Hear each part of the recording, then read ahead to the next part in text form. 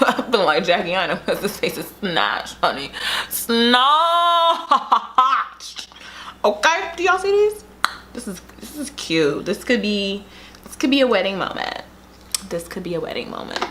I'm feeling very va-va-va-voom. Hey beauties, it's Nikea here with a chit chat. Get ready with me. I just recently posted on my Instagram if anybody had any questions, and I was going to record this video. They wanted to be nosy. I guess nobody cares about me enough to want to be nosy.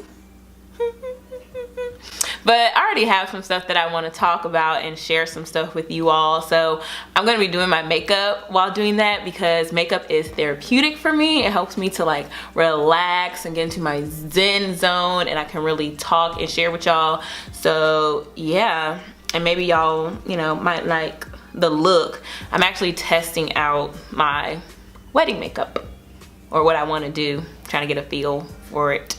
But I have a while for that, so it's kind of early. But why not? Because I'm not really going anywhere today. I'm just going to work. But before we get into that, just take one quick second. If you haven't already, go down below, click that subscribe button. And then once you do that, that bell notification button's going to pop up. Click that so that you never miss an upload. Join the club. Okay? All right, let's get into this.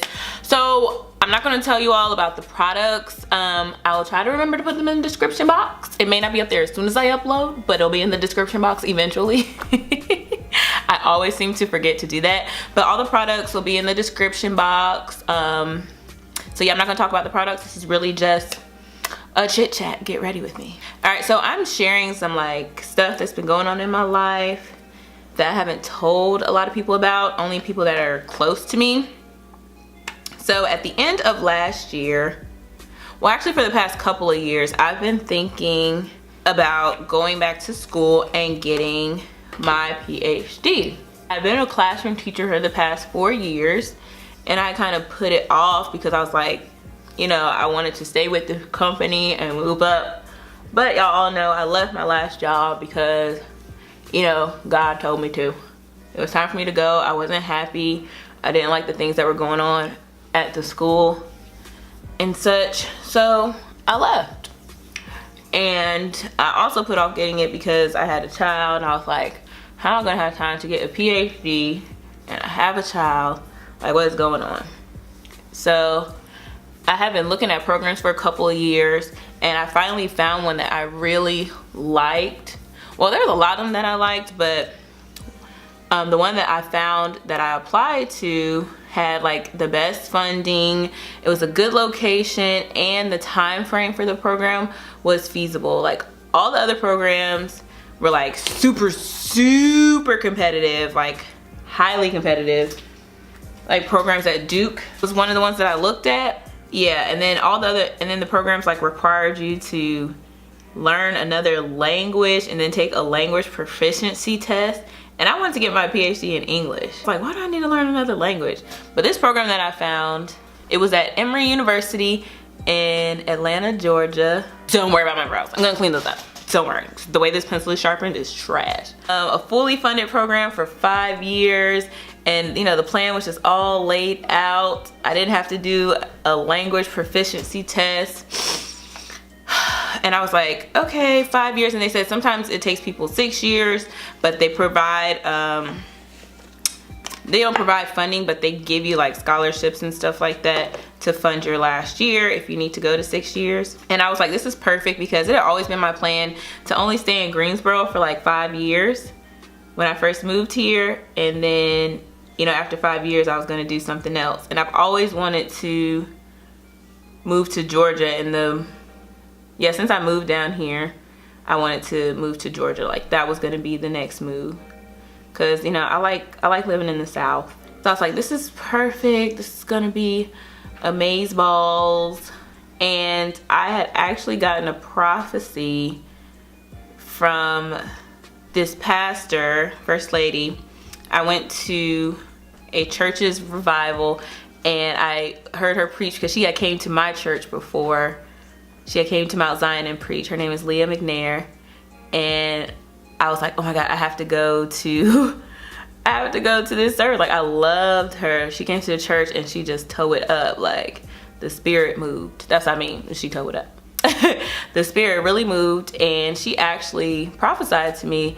Like, it was at the end of her preaching, and she pointed me out of the congregation, and she spoke a word over my life that, well, let me pull it up because I want to give it to y'all right. Okay, so she talked about me being accelerated in marketplace, in ministry, and in education.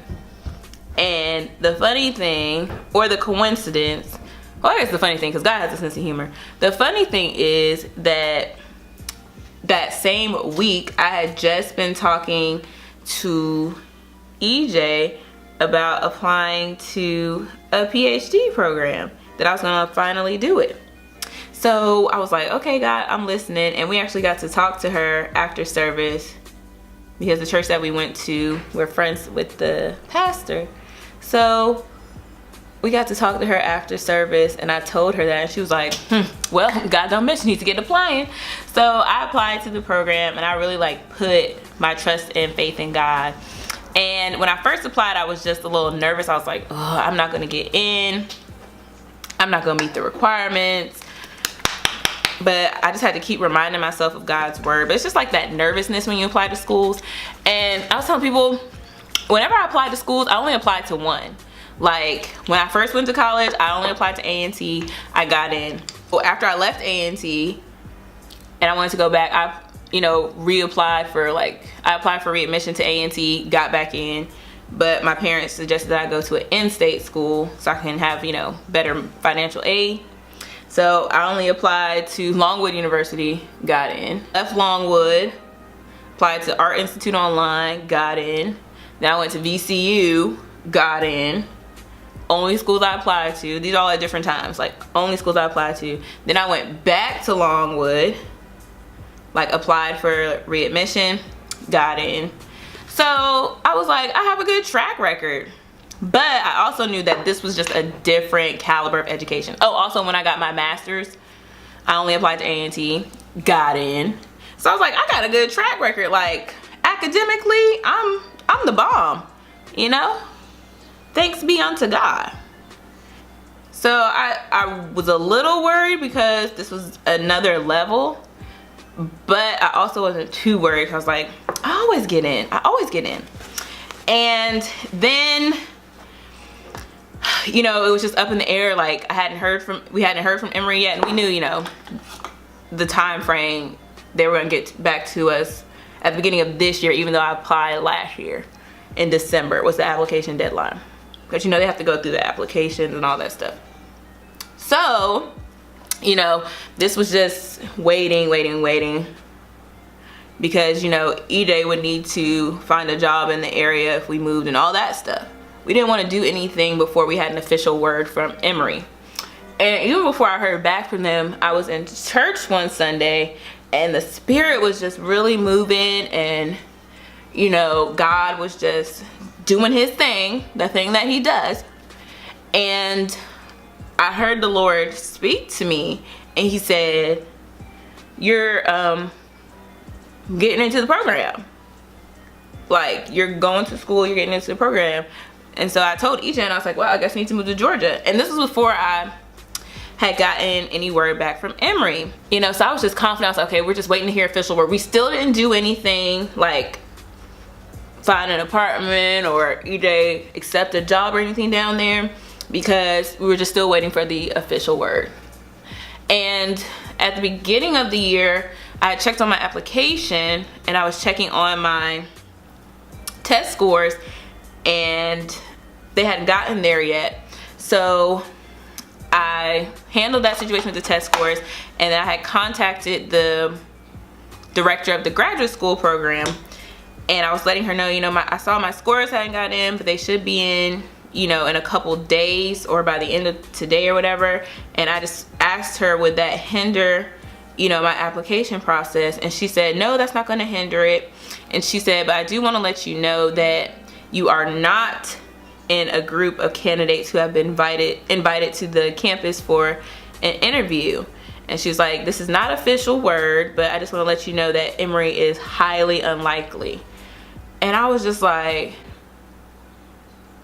highly unlikely. What? I've never been rejected from a school. Like, what in the world?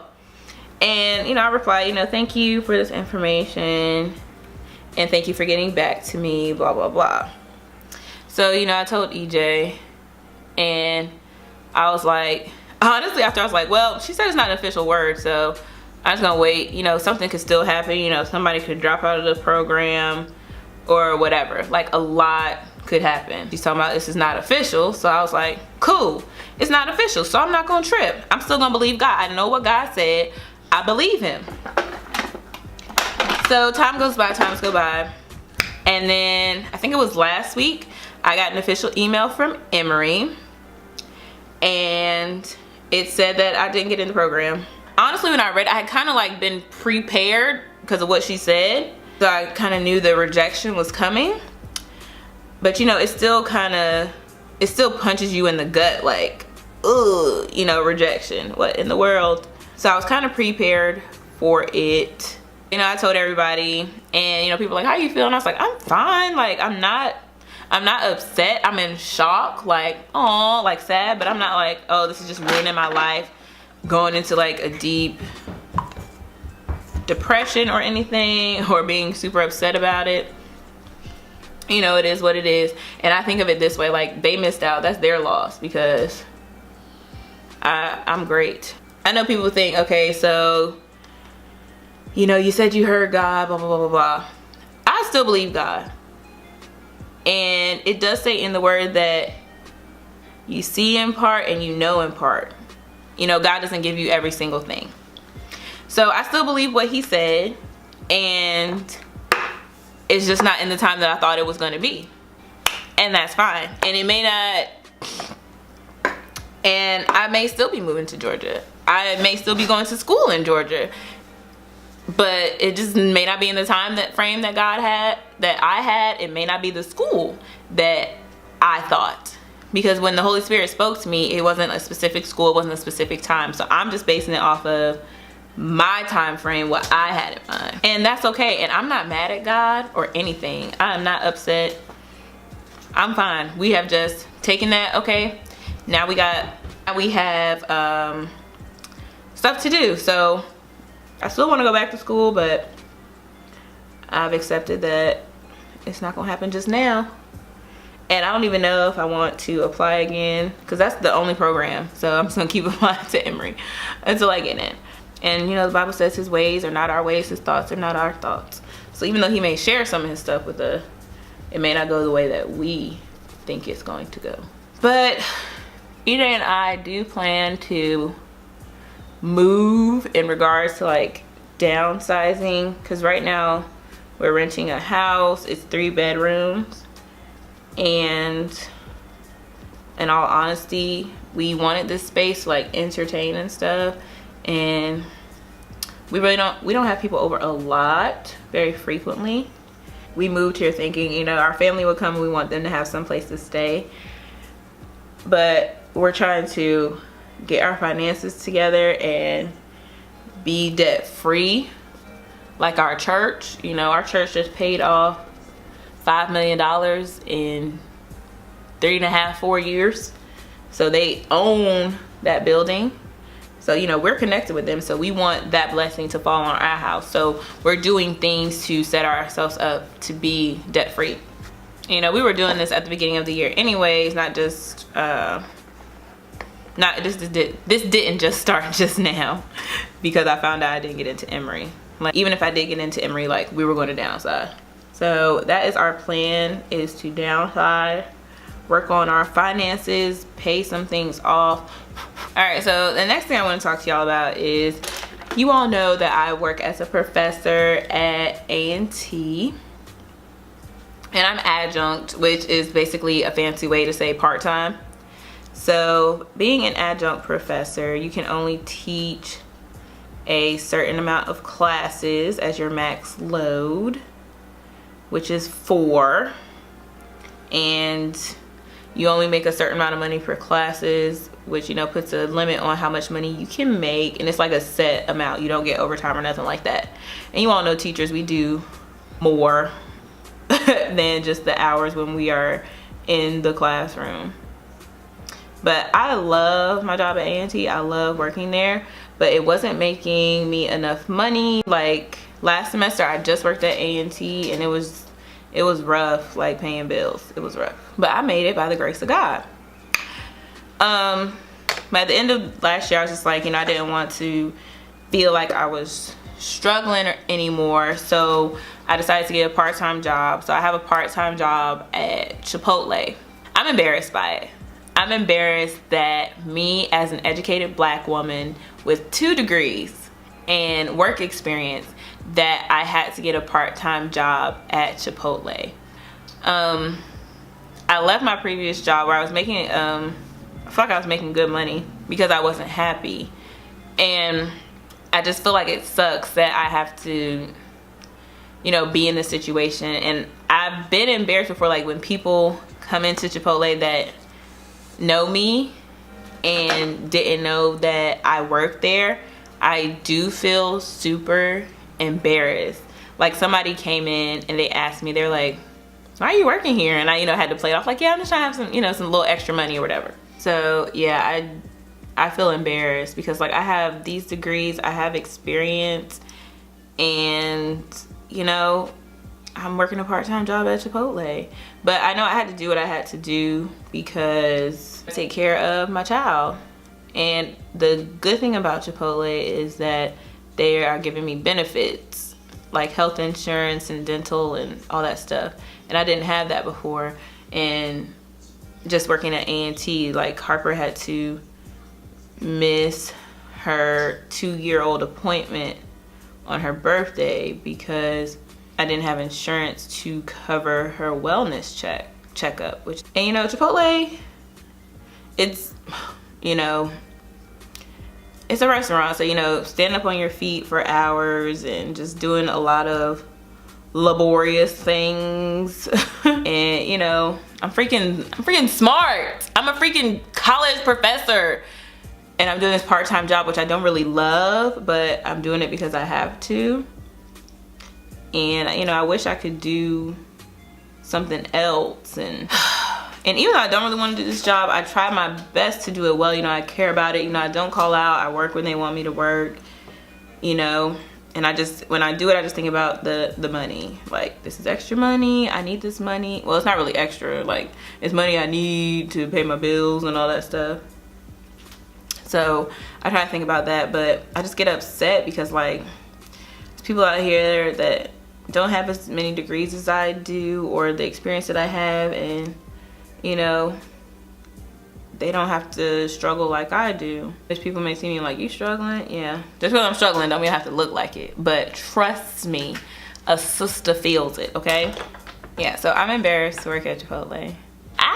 It feels weird to say that. Confessions, spilling the tea. And I just know people with less degrees are doing jobs making more money than me, and I'm just like, it gets me thinking and like doubting myself, like, did I do the right thing? Did I pick the right major? But I've always kept in mind I wanted to do something that I love, and I'm the type of person, like, if I don't love something, if I'm not passionate about it, then I'm not going to keep doing it. And if it's not going to be beneficial to me, like, just because other people think it is good or it's going to be beneficial, that's not going to make me keep doing something if I'm not passionate about it. Working 2 jobs, trying to balance that and balance motherhood is stressful, and it is so hard. Like, I even had to apologize to my students at A&T because like I got behind on grading and stuff, and I just felt really bad because it had got to a point where I feel like working at Chipotle was taking over my life. It's gotten to the point where it's just really stressful, and it's actually too stressful. I'm continuing to do it now because I have to, but it's also pushing me to like, okay, I gotta find another job. I gotta find a full-time job. Hopefully I can still teach at A&T a little bit, even if it's not 4 classes, if I get a full-time job, because I still enjoy that. It's something I want to do. I need something that's going to give me the money that I need to take care of myself and my family, and those benefits. Benefits are a big deal. And I feel like based on the job that I came from, I need to at least have a position where I'm making $40,000, because that's going to help us, because we're downsizing and saving money. So the more I make, the more I can save. So the amount of money that we're paying in rent now, if we pay less, the extra that I have I can save or put towards bills and, you know, bills and debt cancellation. And sometimes like just balancing like working at A&T, working at Chipotle, being a mom, like trying to take care of a household as well, things don't get done and things get forgotten. Sometimes I don't do stuff for work. Sometimes I don't do stuff for the house. Sometimes the house isn't as clean as it needs to be. Sometimes I forget to grade stuff. It happens. But I will say I've been doing my best not to get down on myself. And I haven't I'm not like lackadaisical, like whatever, and living in a pigsty and just not caring about things. It's legit like, oh my God, I forgot to do this. Or, you know, it gets late, I get tired.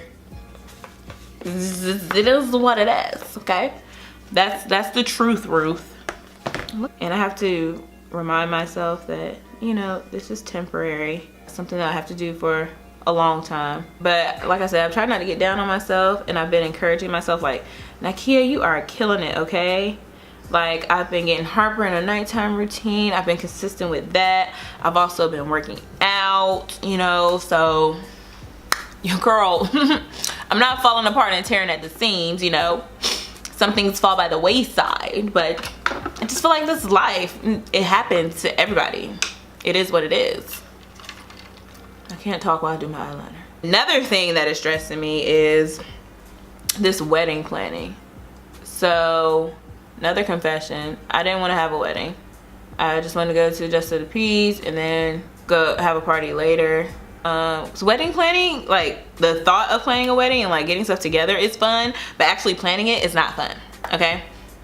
And EJ was cool going to Just to the Peas too. Like, people think I'm joking. Like, right now, I could say, bump it, we're going to Just to the Peas, I don't need all this. Okay, shh, don't talk. Shh. And nothing is really like solidified, like we have stuff.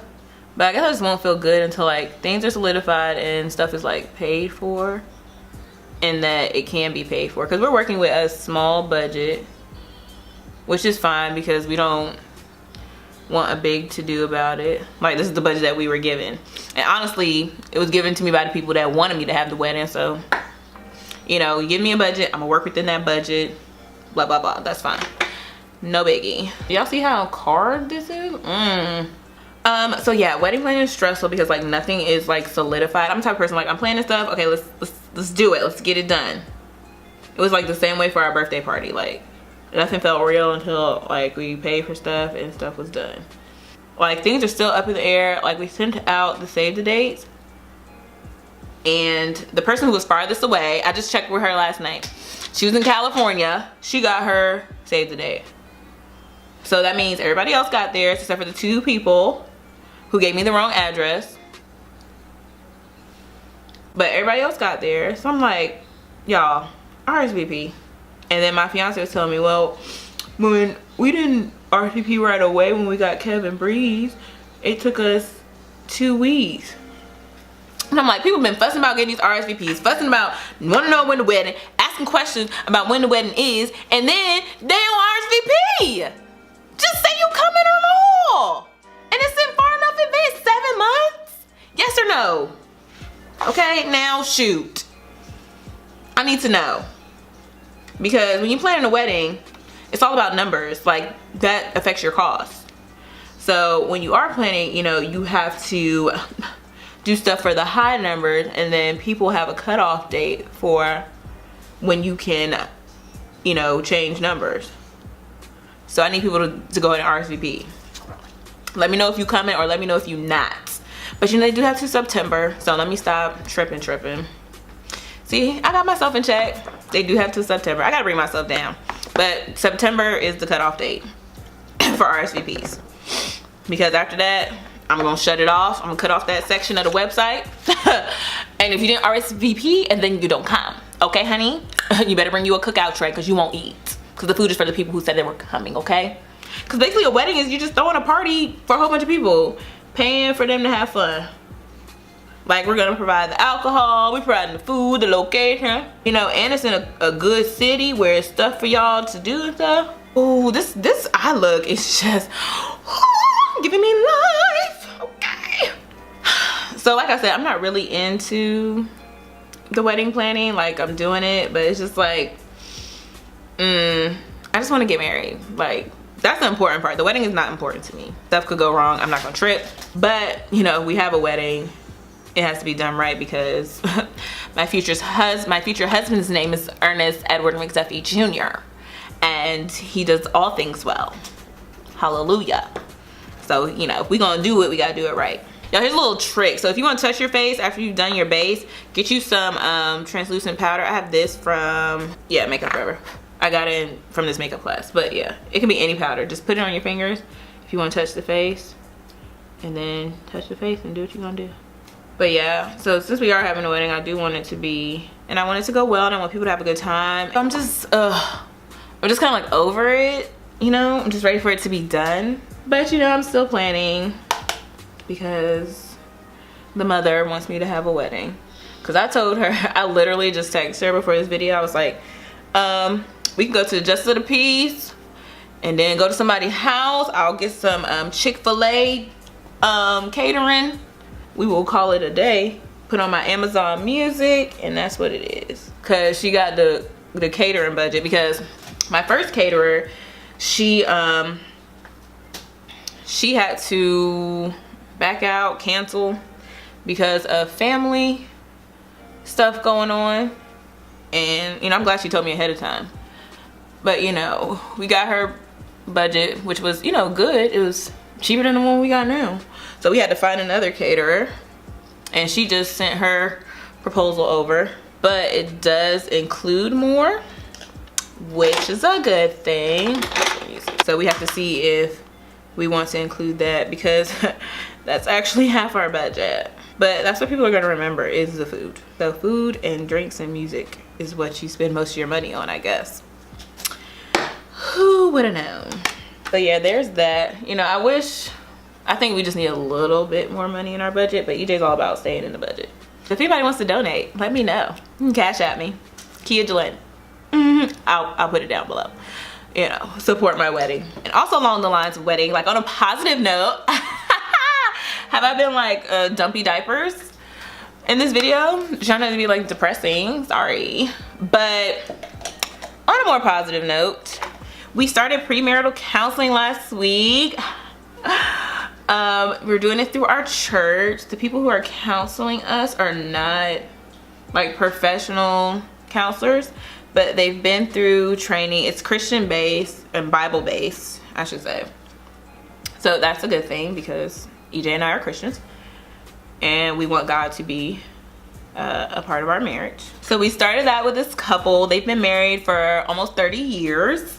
The Bakers. That is a good thing. We had a really good time when we met with them last week, and you know, we got to talk and stuff, so just kind of get to know them. I'm ready to get into the meat of it, because the marriage is what's most important. I want that to be good. Like, bump a wedding. I don't care if people don't like my food or my dress or whatever. That is fine by me. The most important thing is to make sure, girl, wait, first of all, we need to get into this highlight, okay, honey? Okay? What y'all not gonna do is tell me that I'm not shining. That's what y'all not gonna do, because I'm gonna be shining, okay? Shining, shining, shining, shining, yeah. Shining, shining, shining, shining, yeah. How many videos have I done that in, right? But yeah, that's most important to me. So I'm excited about this marital counseling. You know, get some things out, have some mediators, and also continue some marriage counseling while we're in the marriage. You know, keep, you know, it's like when you go to the doctor, or you're supposed to go to the doctor every year and get a physical. You gotta have a marriage checkup. Make sure that we're all good. So I'm just in a huge transition phase in my life at this point, like transitioning to married life, transitioning in my career, because at this point I need to get a full-time job or a different part-time job that's not Chipotle. I don't hate Chipotle, you know, I'm doing it because I got to do it. But, you know, if and when I do leave, I want to, you know, do my job well, just in case I need to come back, you know? I still have something I want to say to y'all. I want to finish talking. So I'm going to do that while these lashes dry. So, you know, I said all this stuff, like all these things are going on in my life that may seem negative, but I'm staying encouraged and I'm staying focused. Like, I'm the type of person, like, when something happens, I gotta go through my emotion. Like, I have to let out like how I feel, and that gets me to thinking on the right track. Like yesterday, you know, it was nothing but the devil. It was nothing but the enemy trying to distract me from my purpose, from my goal, and trying to discourage me and cause me to lose faith in God and what God had promised me and what's just supposed to happen for my life, because I am a child of God. So, you know, he tried to throw me for a loop. Yesterday, he tried to throw something in my way to get me discouraged, to get me off track. But I'm not going to give the enemy that power to do that whatsoever, because I believe God. He tried to throw me off, but what the enemy didn't realize is that he actually pushed me and motivated me to keep going forward, to keep doing what I need to do, and to stay focused. He actually helped me to refocus. So, ha on you, devil.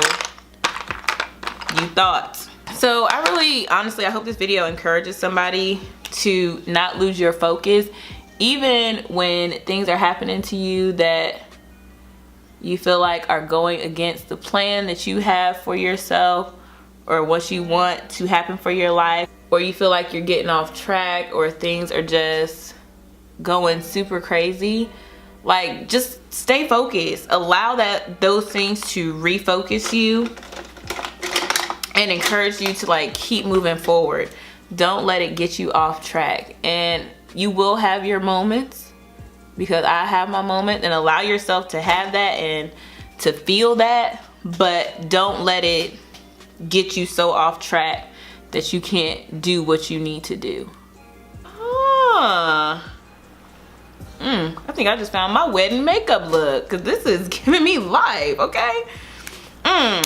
All right, y'all, that is my chit chat. I really hope that encouraged somebody, motivated somebody, satisfied your nosy bone.